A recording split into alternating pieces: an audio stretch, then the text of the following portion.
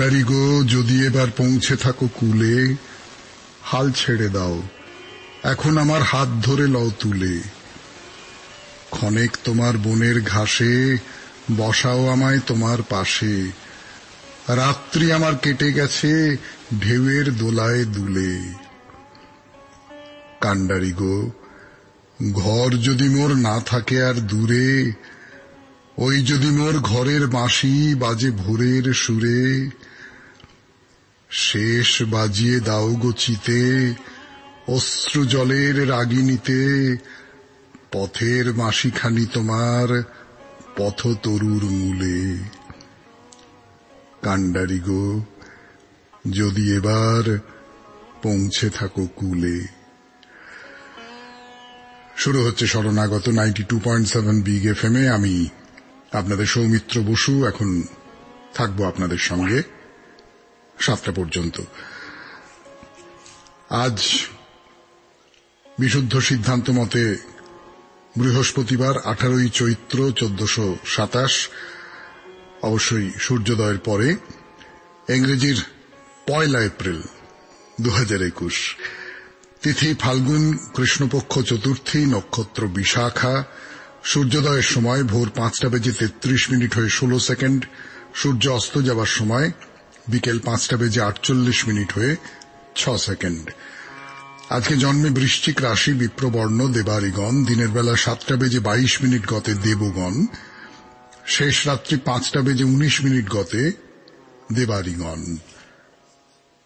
আজ শ্রীমৎ যোগানন্দজির আবির্ভাব তিথি। 1839 খ্রিস্টাব্দে আজকের তারিখে কলকাতা মেডিকেল কলেজে প্রথম হাসপাতাল খোলা হয়।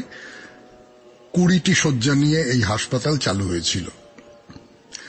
বর্ণপরিচয়ের কথা আমরা সকলেই জানি। 1855 খ্রিস্টাব্দে আজকের তারিখে ঈশ্বরচন্দ্র বিদ্যাসাগরের বর্ণপরিচয় প্রথম প্রকাশিত হয়। 1876 খ্রিস্টাব্দে আজকের তারিখে প্রখ্যাত নাট্যাভিনেতা অমরেন্দ্রনাথ দত্ত জন্মগ্রহণ করেন।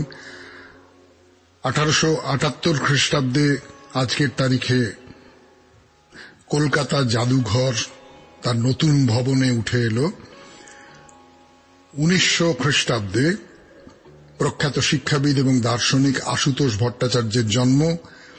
1909 খ্রিস্টাব্দে উচ্চাঙ্গ সঙ্গীত শিল্পী তারাপদ চক্রবর্তীর জন্ম। 1912 খ্রিস্টাব্দে আজকের তারিখে ভারতের রাজধানী কলকাতা থেকে নিউ দিল্লিতে স্থানান্তরিত হল। আমাদের হোয়াটসঅ্যাপে চিঠি পাঠাবার নাম্বার 9831922927। চিঠির গোড়ায় অতি অবশ্যই SG লিখতে হবে। আর আমাদের ফেসবুকের ঠিকানা শরণাগত সৌমিত্র, SHARANAGATA শরণাগত, SOUMITRA সৌমিত্র। এখন গানের পর ফিরে আসছি আপনাদের সামনে 92.7 বিগ এফএম এ শরণাগত অনুষ্ঠানে। আমি আপনাদের সৌমিত্র। শরণাগত অনুষ্ঠানে শুরু করছি আজকের বিশেষ দিনটার কথা। না, আমাদের দেশে নয়, আমেরিকায় আজকে জাতীয় হন্টন দিবস। মানে বাংলা করলে তাই হয়, ইংরেজিতে বললে ন্যাশনাল ওয়াকিং ডে। এটা আমাদের দেশের ব্যাপার নয়, তবুও বলতে চাইছি। তার কারণ সকালবেলাটা শরণাগত শুনে বেরিয়ে পড়লেন, অথবা আপনার মোবাইলে তো শরণাগত বাজছে, বেরিয়ে পড়লেন, শুনতে শুনতে হাঁটলেন আধ ঘন্টার মতো। শরীরের পক্ষে ব্যাপারটা খুব ভালো, বিশেষ করে আমাদের মতো একটু বয়স্ক মানুষের পক্ষে। একটু হালকা, যাকে বলে লুজ জামা কাপড় পরলেন, যাতে খুব শরীরের মধ্যে এঁটে না বসে। হ্যাঁ, কোনো বন্ধুকে সঙ্গে নিলেন, হাঁটলেন, কথা বলতে বলতে একটু হাঁটতে হাঁটতে একটু হাত পা ছড়ালেন। আর প্রচুর জল খাবেন, ভালো থাকবেন। আজকে আমেরিকায় জাতীয় হন্টন দিবস। আর আজকে তো 1 এপ্রিল, আর একটা কারণে খুব বিখ্যাত। আমাদের ছোটবেলায় আমরা আজকের দিনে সকাল থেকেই অন্য লোককে বোকা বানাবার চেষ্টা করতাম, এবং তাতে একটা নির্মল মজার ব্যাপার হতো। সবাই যে বোকা বনতো এমনটা নয়, বোকা বানাতে গিয়ে নিজে বোকা বনে গেছে এরকম ঘটনাও যে প্রচুর ঘটেছে, সেটা আজকে স্বীকার করতে হবে। কিন্তু এইরকম কাউকে কি বোকা বানাতে পারলেন আজকের দিনে? যদি পেরে থাকেন, বা যদি না পেরে থাকেন, নিজেই বোকা হয়ে গিয়ে থাকেন, তাহলে সেইটা একটু চিঠিপত্রে আমাদের হোয়াটসঅ্যাপে লিখে পাঠান না, তাহলে সেইগুলো একটু পড়া যাবে। হ্যাঁ, বেশ ভালোই হবে, মজার হবে ব্যাপারটা। কি পাঠাবেন তো? এইবারে আপনাদের বলি আজকের অনুষ্ঠান সম্পর্কে। প্রথমে তো পুরাণ চিরন্তন। পুরাণ চিরন্তনে নতুন গল্প শুরু করেছিলাম, তার একেবারেই ভূমিকাটুকু হয়েছিল। আসল গল্প তো এবার হবে যে এই যে মোহিনীকে নিয়ে ধনবতী তো তার নিজের স্বামীর ঘর ছেড়ে বেরিয়ে পড়েছে জ্ঞাতির শত্রু যারা আছে তাদের ষড়যন্ত্রের ফলে। হাঁটতে হাঁটতে হাঁটতে হাঁটতে তারা গিয়ে পৌঁছলো একটা, না পরে বলবো, যখন বলবো তখন শুনবেন, এখন বলবো না তারা কোথায় গিয়ে পৌঁছলো। এরপরে প্রণমী তোমারেতে স্বামী বিবেকানন্দ সম্পর্কে কথা বলছিলাম, তার বিজ্ঞান দৃষ্টির কথা বলছিলাম, তার নানান টুকটাক গল্প যার ভেতর দিয়ে মানুষটিকে আমরা বেরিয়ে আসতে দেখি, সেই সমস্ত গল্প আপনাদের শোনাবো। তারপরে তো হে মহাজীবনের দুটো অংশ আপনারা জানেন। গতদিনে যে মানুষটির কথা বলেছিলাম তার নামটা বলিনি, সেই নামটা আজকে শোনাবো আপনাদের। আর তারপরে নতুন একজন মহাজীবনের কথা বলবো, এবং চিঠিপত্রের উত্তর, আর শেষে মুক্তিনাথের মন্দির বাইরে দূরে, এই মুক্তিনাথের মন্দির সম্পর্কে দুটো চারটে কথা। তাহলে আপাতত গানের পর 92.7 বিগ এফএম এর শরণাগত অনুষ্ঠানে আমি সৌমিত্র বসু শুরু করব পুরাণ চিরন্তন, বেতাল পঞ্চবিংশতির গল্প।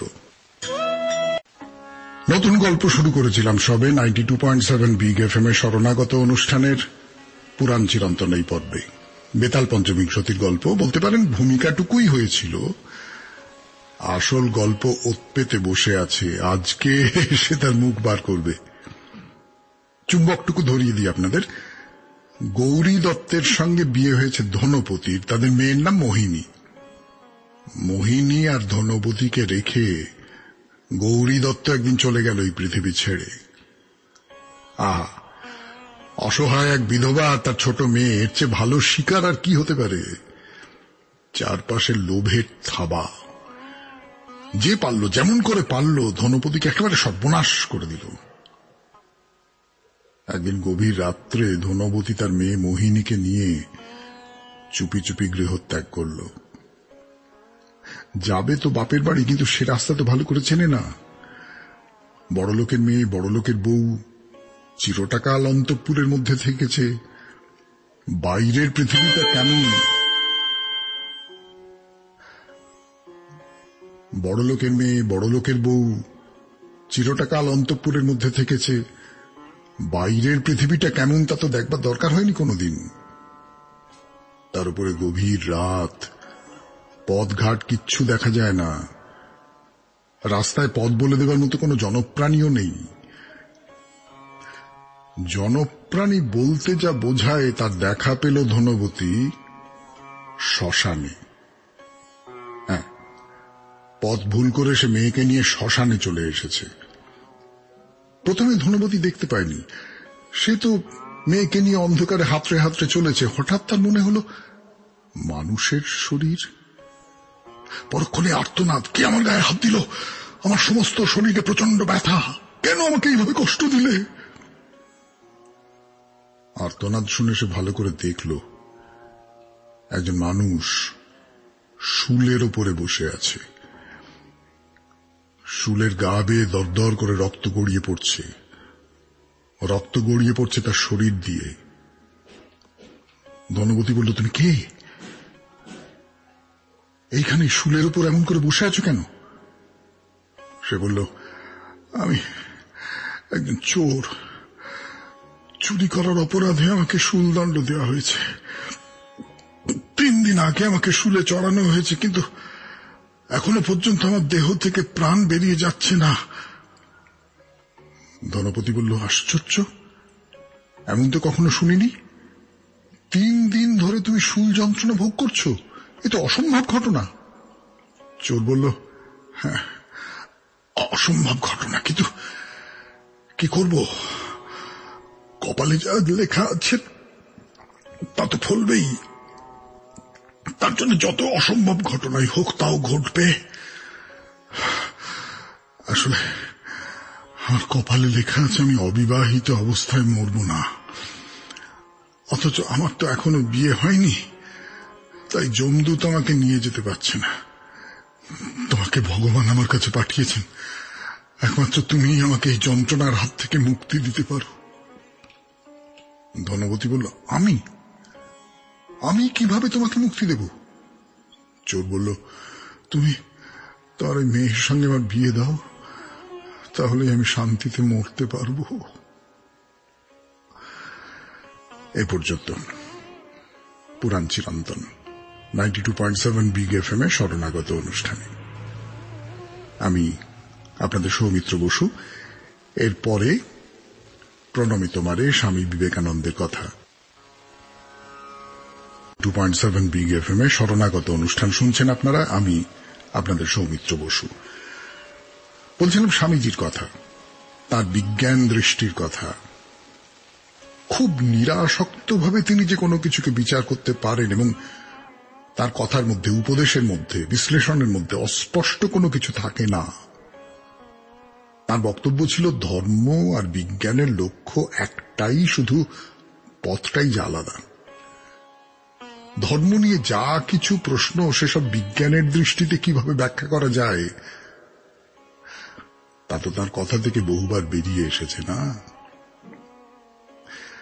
আমরা এই নিয়ে কথা বলবো, কিন্তু একটু গান শুনে নেওয়া যাক। 92.7 বিগ এফএম এ শরণাগত অনুষ্ঠানে আমি আছি আপনাদের সঙ্গে 7টা পর্যন্ত, আপনাদের সৌমিত্র বসু।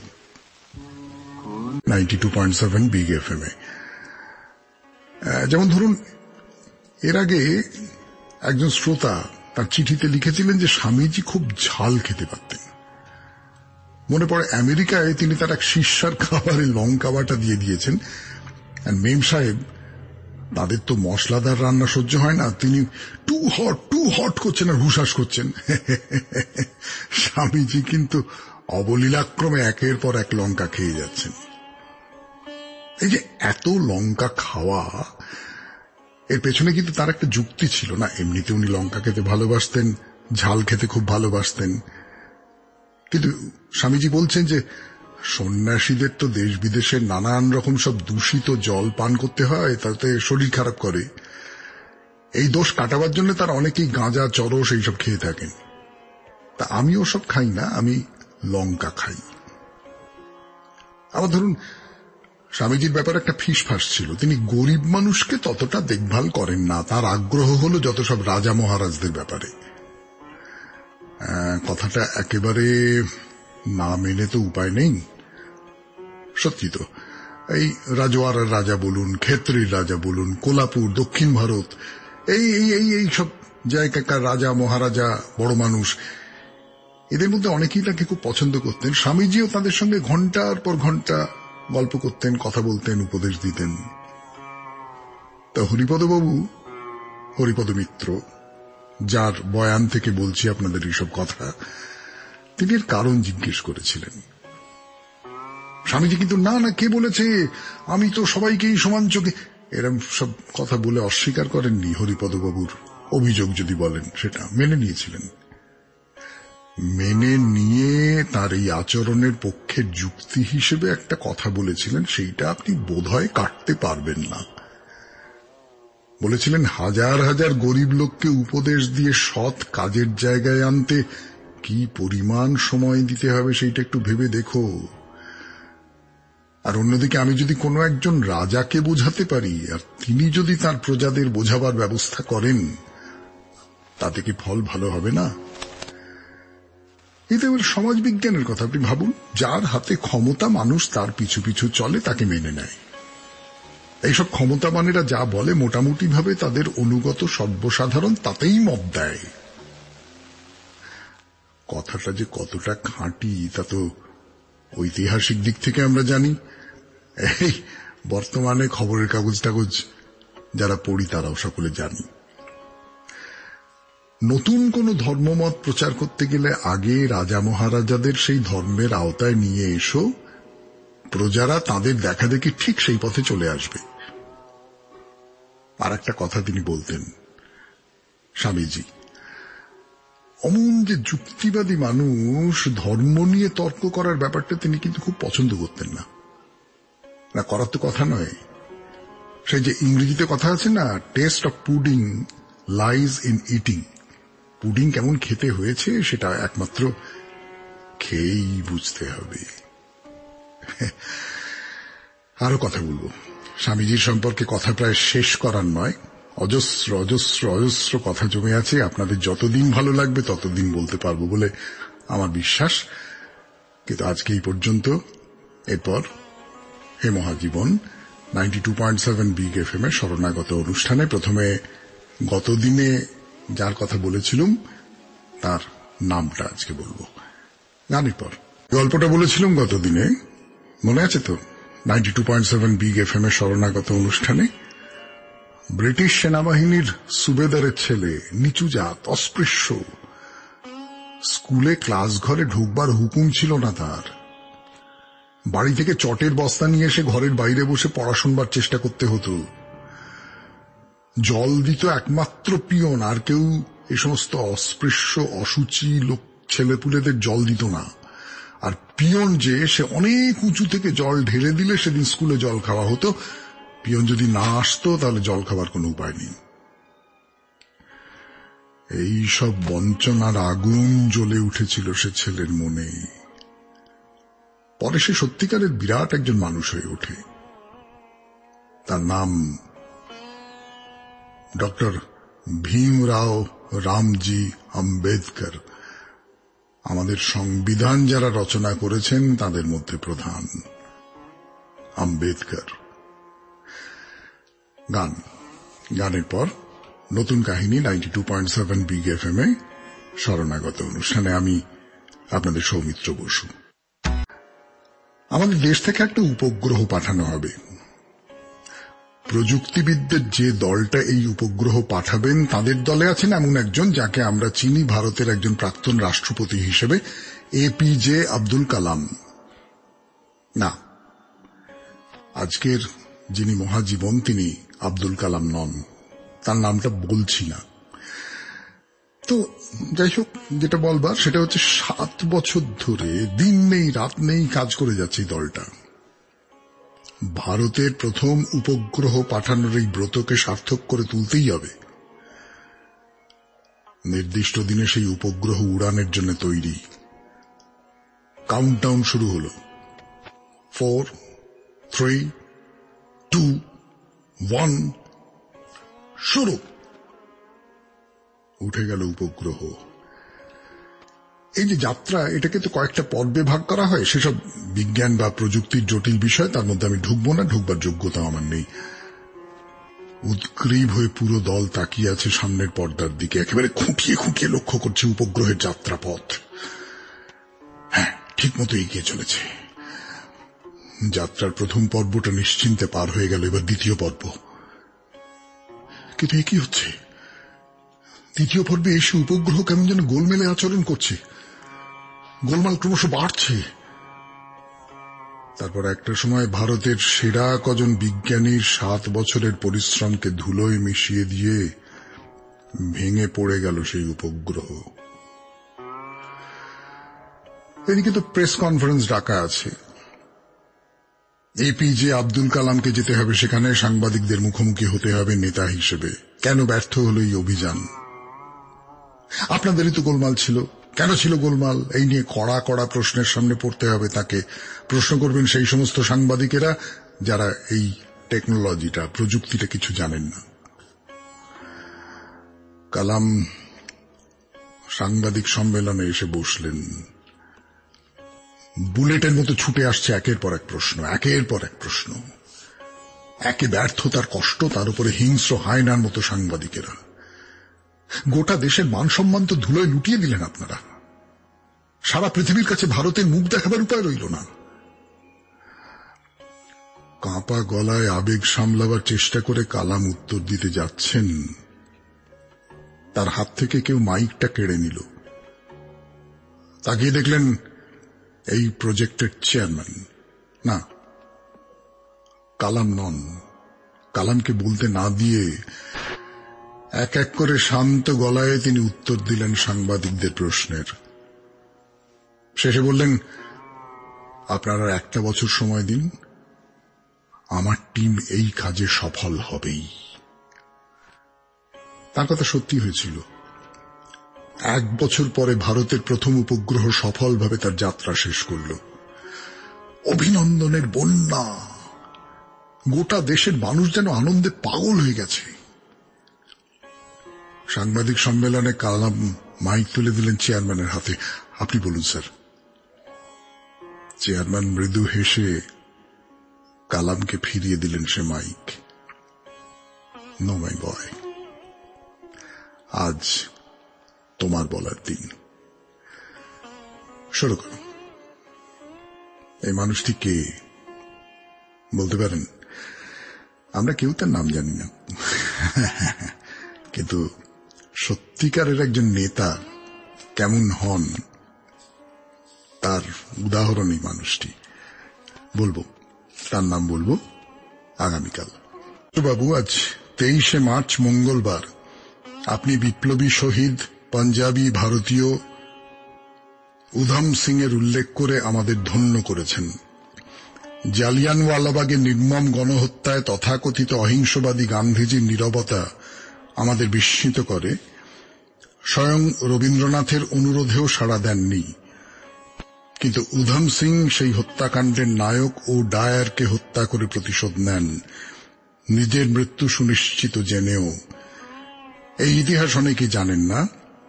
ধন্যবাদ সৌমিত্র বাবু। ধন্যবাদ অনির্বিদ বাবু।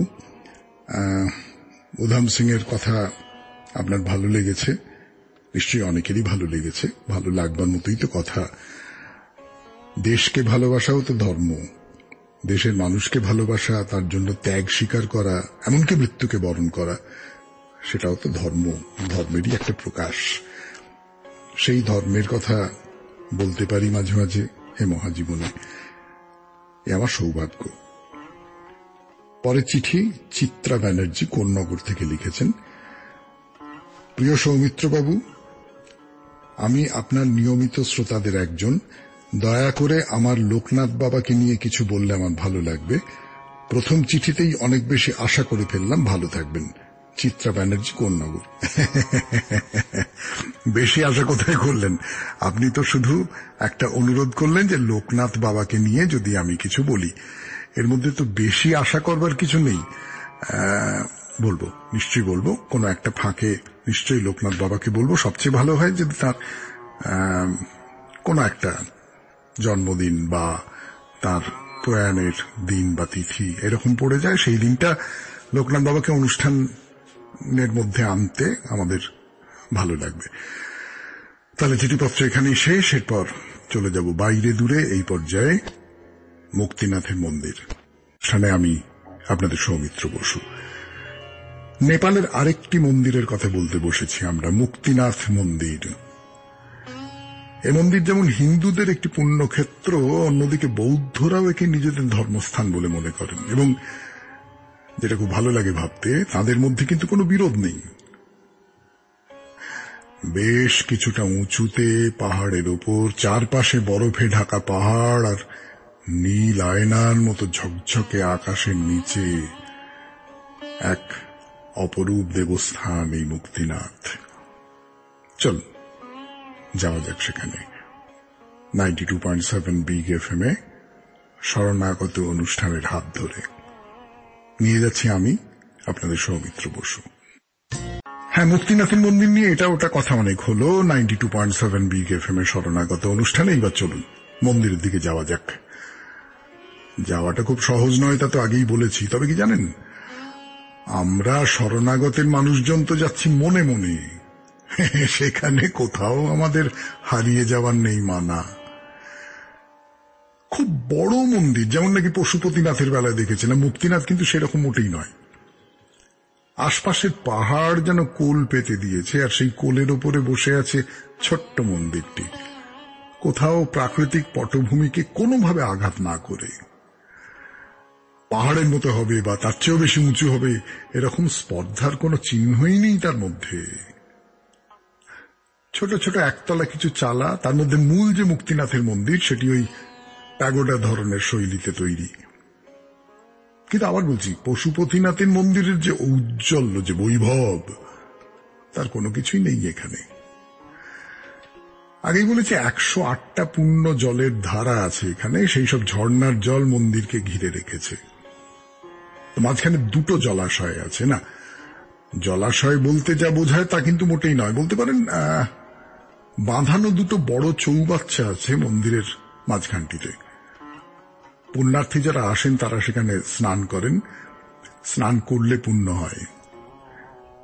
ভেতরে আছেন দেব বিষ্ণু, যার নামেই মন্দির, আছেন লক্ষ্মী, সরস্বতী, জানকী, সপ্তর্ষি, এদের মূর্তি রাখা আছে। পরে আছেন সব সোনা রঙের কাপড়, তাদের মুখ ঝকঝক করছে আলোয়। বাইরের খোলা চত্বরে রাখা রয়েছে কিছু বুদ্ধ মূর্তি। আকাশ থেকে আলো নেমে এসে ধুইয়ে দিচ্ছে সেই সব মূর্তি। হ্যাঁ, অনেকক্ষণ ধরে বর্ণনা দিয়েছি, এবার একটা গল্প শোনাতে শুরু করি আপনাদের। এই মন্দির নিয়ে গল্প। শিবের সঙ্গে এক দৈত্যরাজ জালন্ধরের তুমুল যুদ্ধ হয়। জালন্ধর ঠিক করলো সে পার্বতীকে হরণ করবে, কিন্তু কি করে তা সম্ভব? জালন্ধর খোদ শিবের বেশে পার্বতীর সামনে গিয়ে উপস্থিত হল। কিন্তু এ তো অহল্যা নয়।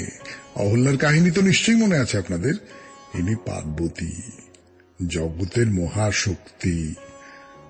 দৈত্যের ছলনা বুঝতে না দেরি হল না। তিনি তখন ডেকে আনলেন শিবকে।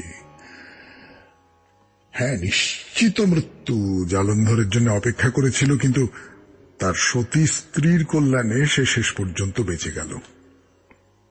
মহা মুশকিল। এই স্ত্রী যতদিন সতী থাকবে ততদিন তো দৈত্যকে বধ করা যাবে না। অনেক ভেবে বিষ্ণু একটা উপায় বার করলেন। তিনি এবার দৈত্য জালন্ধরের ছদ্মবেশ ধারণ করে গেলেন তার স্ত্রীর কাছে। তারপর কি হলো সেটা জানা যাবে আগামীকাল 92.7 বিগ এফএম এর শরণাগত অনুষ্ঠানের একেবারে শেষ পর্যায়ের অনুষ্ঠান, বাইরে দূরে, সেখানে। এখন তাহলে সৌমিত্র বসু বিদায় নিচ্ছে আপনাদের সকলের কাছ থেকে। আমাদের হোয়াটসঅ্যাপে চিঠি পাঠাবার নাম্বার 9831922927, আর চিঠির গোড়ায় অতি অবশ্যই SG মানে শরণাগত। আপনাদের আর একটা কথা বলে রাখি যে